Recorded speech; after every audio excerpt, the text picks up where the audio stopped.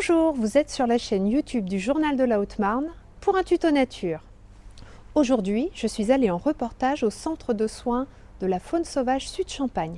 Cet hôpital pour animaux se trouve à Soulaines et il accueille les animaux blessés, affaiblis ou trop jeunes pour survivre, trouvés par des particuliers ou ramenés par des associations depuis l'Aube, la Haute-Marne ou la Marne. J'ai rencontré Céline Luc, qui est soigneuse. Première question, Céline. Quelle est la marche à suivre si on trouve un animal sauvage blessé? Alors l'idéal, ce serait de nous appeler en premier recours, qu'on puisse vous donner des conseils adaptés en fonction de la situation. Et par la suite, il faudrait mettre l'animal dans un petit carton, une boîte adaptée à sa taille, le rentrer au chaud si possible, le laisser au calme dans le noir et attendre nos conseils pour la suite. Et le mieux, c'est de nous l'emmener au centre. Céline a une petite précision à nous apporter concernant les jeunes chouettes et quelques autres cas particuliers.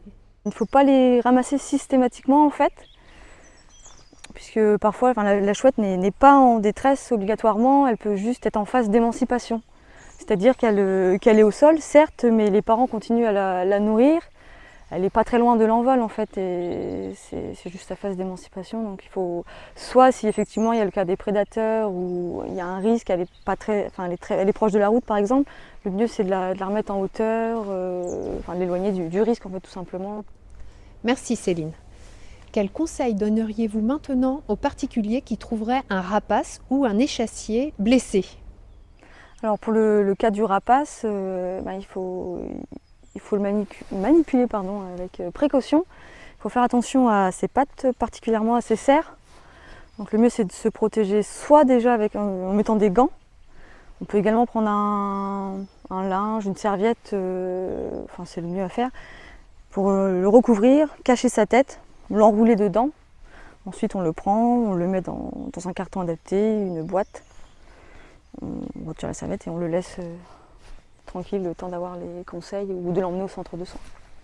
Pour tout ce qui est échassier, prenons l'exemple du héron, il faut faire attention à son bec. C'est comme un poignard en fait, donc il faut faire attention, il faut se protéger. Le mieux c'est de tenir la tête en premier ou de couvrir aussi la tête. Toujours faire attention au bec.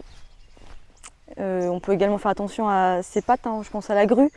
Une grue ça a des grandes serres aussi, ça peut nous blesser. Donc faire attention en les manipulant, bien les contentionner avec une serviette, bien maintenir la tête, les pattes et les laisser au calme par la suite. Merci beaucoup pour toutes ces informations Céline et merci à tous de nous avoir suivis. À bientôt pour un nouveau tuto nature.